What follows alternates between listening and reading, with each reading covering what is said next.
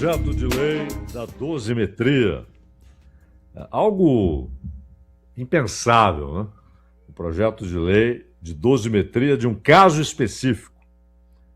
É realmente um momento muito peculiar da história brasileira. Foi aprovado, quem se interessa pelo assunto já acompanhou, 291 votos a 148. Primeiro, os números. 291 votos a favor de um projeto que, obviamente, traz debates, controvérsias. Não é um projeto meramente técnico, daqueles que são aprovados e ninguém nem percebe. É um projeto que provoca muita discussão, acusações, etc. 291 votos. Isso quer dizer o quê? Que houve a decisão do Centrão de aprovar esse troço. Nada consegue, nenhum projeto consegue um apoio desse tamanho, é muito voto, 291, sem que haja uma coordenação entre aqueles partidos que formam essa entidade abstrata, né, que é o Centrão. Sempre lembramos aqui, não é uma entidade juridicamente estabelecida, com estatutos, etc., mas é notória a sua existência exatamente pela coordenação que há entre suas lideranças e também na sua base. São partidos que, em determinados assuntos, se articulam para uma votação num só sentido, em uma só direção. E aí eles têm votos.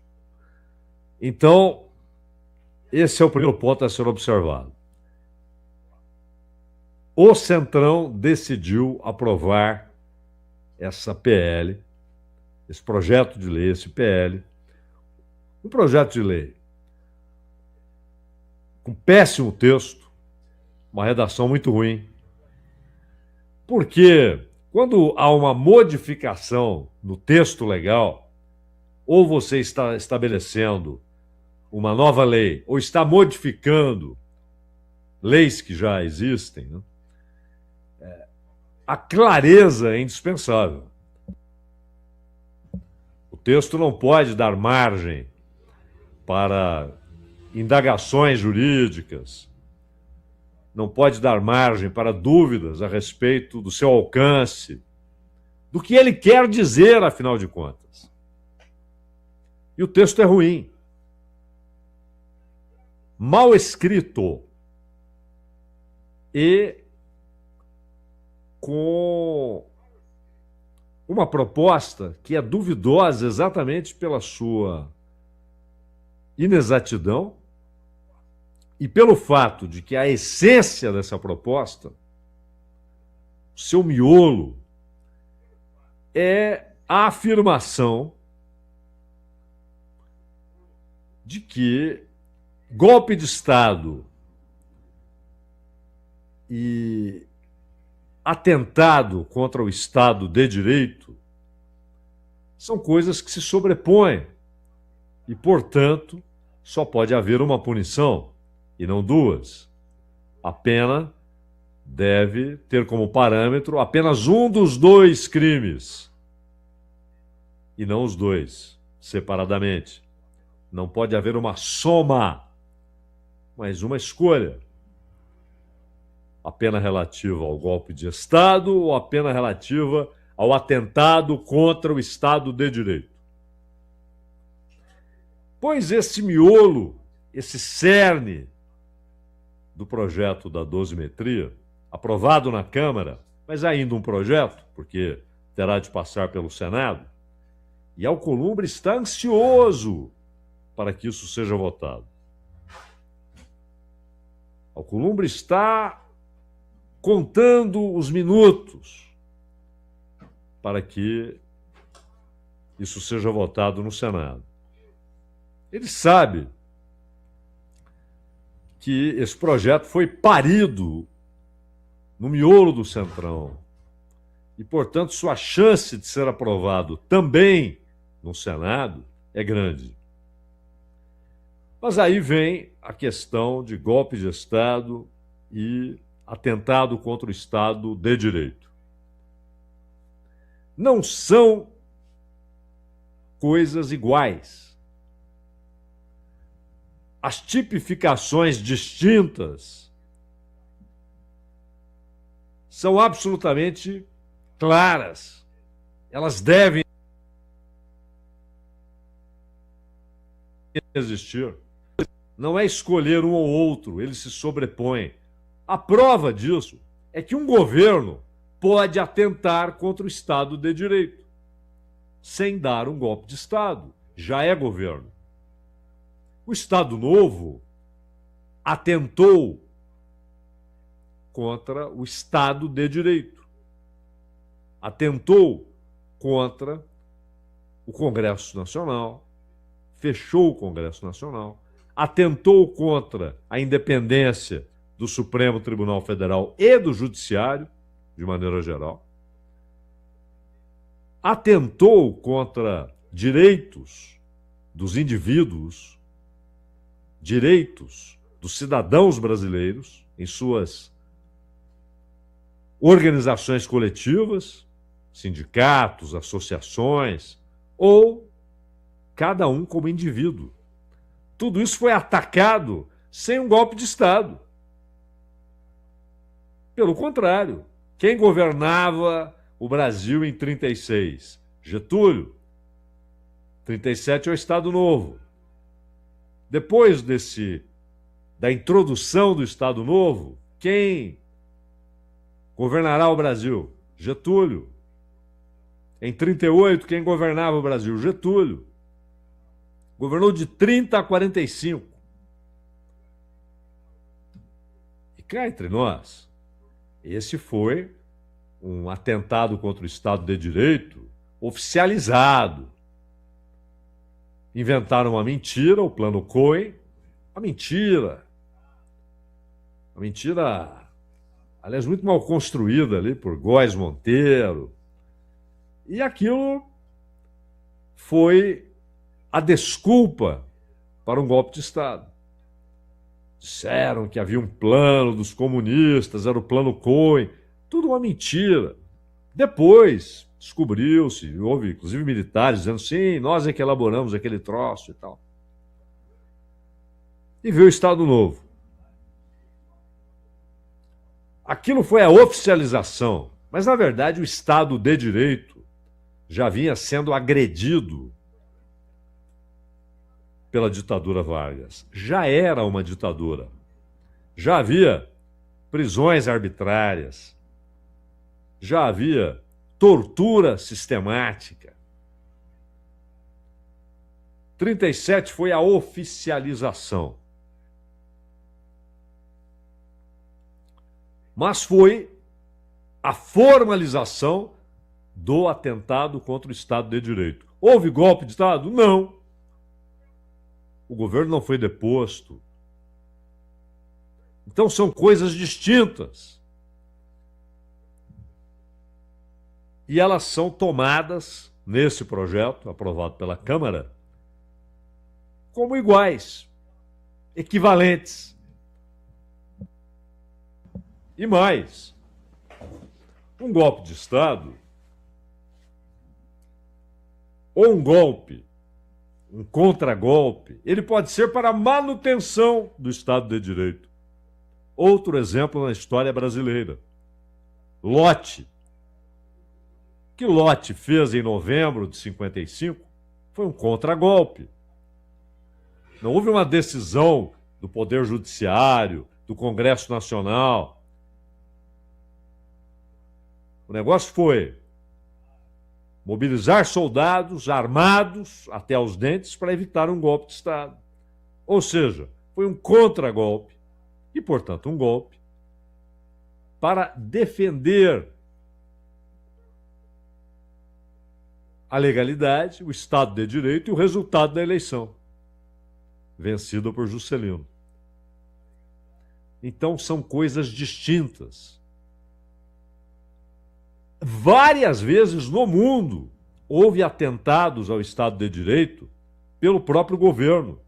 Isso aconteceu em vários países, sem qualquer caracterização de golpe de Estado.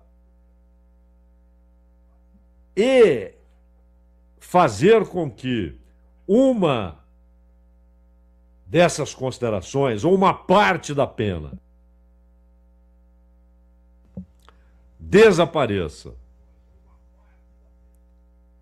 por essa suposta sobreposição, é o miolo, é o centro, é a essência desse projeto de dosimetria. De resto, o projeto, vale notar, não significa anistia. Inicialmente, até por isso, foi muito atacado, por exemplo, pelo Sóstenes Cavalcante, pelo pessoal do PL. Foi atacado também por alguns parlamentares do Novo, como Van Hatten, que diziam, não, isso aí é uma enganação. Nós queremos a anistia. Agora, porém, inclusive, segundo o próprio Sóstenes, por causa de uma orientação do Jair Bolsonaro, transmitida a esses parlamentares por intermédio do Flávio Bolsonaro, eles apoiaram. Mas apoiaram, no dizer de Sóstenes, como um passo. Não é o fim do caminho. Embora seja. Mas um passo que continua tendo como meta, ou seja, um passo em direção à meta. E a meta é a anistia. E a meta amplificada é a anistia com Bolsonaro elegível. É isso que quer o PL. Mas não é o que quer o Centrão. E o Centrão é o que tem votos. Não é anistia. O Centrão tem votos para aprovar uma anistia. O que aconteceria depois? O Supremo derrubaria a anistia. Esse é um capítulo seguinte, mas o Centrão tem votos para aprovar uma anistia. Anistia é atribuição exclusiva do Congresso Nacional, assim como indulto é atribuição exclusiva do presidente da República. Só o presidente da República pode indultar. Só o Congresso pode anistiar.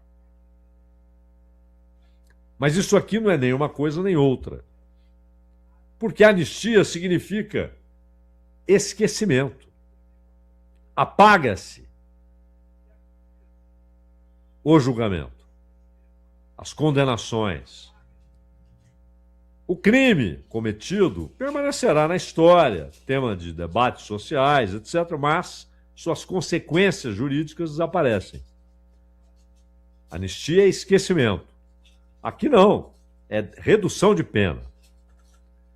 E há muita confusão, porque basicamente o que se disse foi: Bolsonaro pegou 27 anos e alguma coisa, e agora são só 2 anos e alguma coisa, se esse projeto for aprovado ao fim, tal como está. Não, aqui é uma referência à reclusão, tempo de reclusão. Mas o projeto, repito, ele tem como essência a modificação do código, mas uma modificação que o próprio relator diz ser específica para um caso, não vale para os outros casos. E até por isso há um peso especial nessa ausência de distinção entre golpe de Estado e atentado contra o Estado de Direito. Eles querem caracterizar como sendo algo específico, de encomenda para o processo que resultou em condenações, e outras devem vir, mas o processo relativo à tentativa de golpe de Estado e de abolição violenta do Estado de Direito e assim por diante. Mas aí o relator diz, não, isso aí é uma referência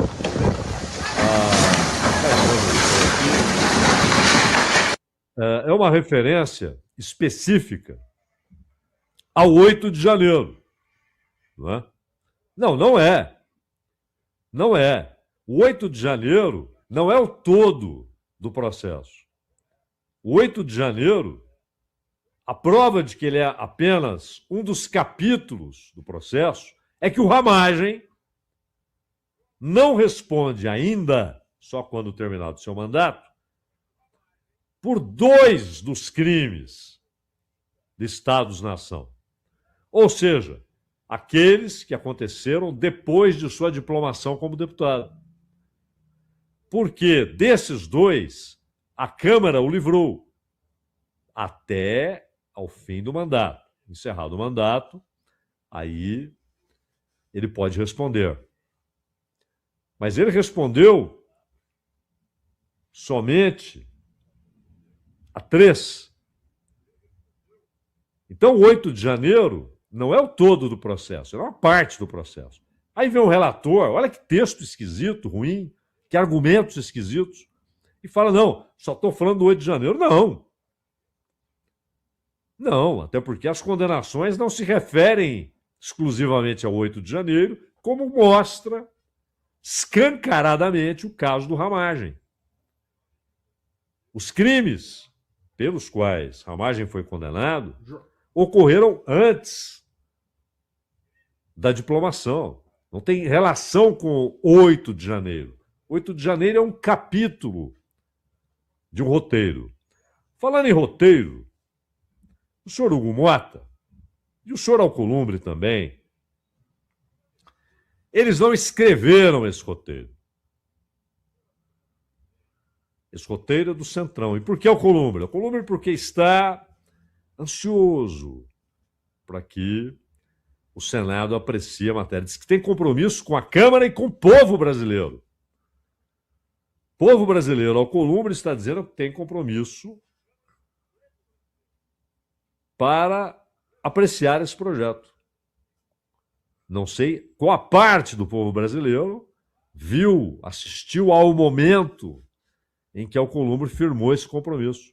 Pelo contrário, ele e Motta diziam, não, isso é um assunto que não interessa a população. A população quer saber da situação econômica, de emprego, que também é um reducionismo babaca. Né?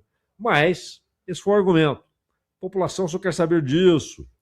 Esses troços aí não interessam, não tem por que colocar isso para votar. Já seguiam o roteiro que não escreveram. Por isso são obrigados a essa mudança. Mudam o comportamento, a prioridade, o argumento, porque eles não são os roteiristas. O roteirista é esse conjunto de poder que no Congresso se expressa como Centrão, mas que também não é o principal autor do roteiro. E o senhor Motta ontem, primeiro, quando ele anuncia, horas antes, 48 horas antes, algo que o valha, ele esteve com Gleisi Hoffmann, Geraldo Alckmin, não mencionou que iria colocar para votar. Quando ele anuncia, a surpresa do governo. Pô, mas o que aconteceu? O que deu no Motta? Acontece aí a decisão do Glauber Braga, porque ele anunciou a votação da dosimetria e a votação da cassação de Glauber Braga e Zambelli. O Glauber Braga ocupa, então, a cadeira da presidência. Não deve fazer isso. O Glauber deve abandonar na política, o gosto pelos gestos teatrais. Deve abandonar. Muitas vezes o efeito é o oposto. Mas ao fazer aquilo, ele conseguiu chamar a atenção para o que estava acontecendo na Câmara.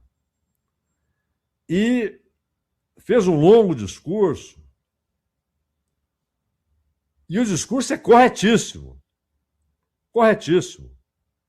O discurso mostra, primeiro, a natureza da iniciativa de caçá-lo, que é uma iniciativa do Arthur Lira, que tem muito poder dentro da Câmara.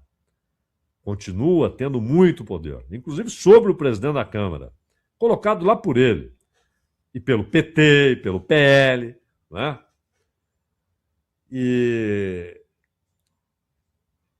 Mas não deveria. Mas foi. Havia precedente.